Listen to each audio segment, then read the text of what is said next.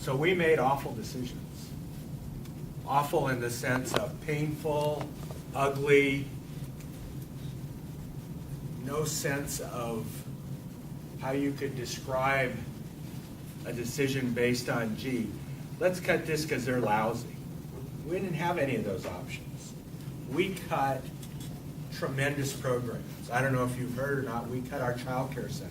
We have, I would argue, probably the greatest child care center in the state.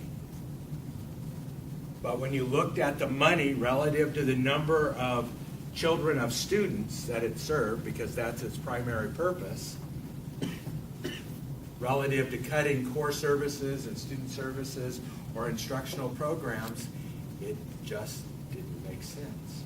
In Work First, serving the most vulnerable in our society, we've taken a budget cut of 45%, from about $850,000 to $450,000, and the state has shrunk the eligibility for those that we can serve. And then the third major choice that we made was to not renew our lease in Federal Way at this point, and to look at alternative ways to meet the programming needs here.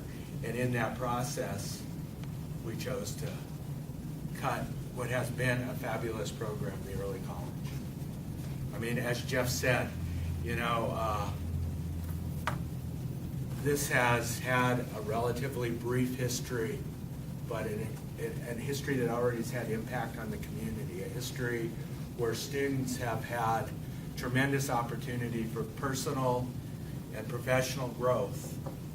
They've been actively engaged in making a difference in their community, and they've been actively engaged in kind of defining their education, defining the school.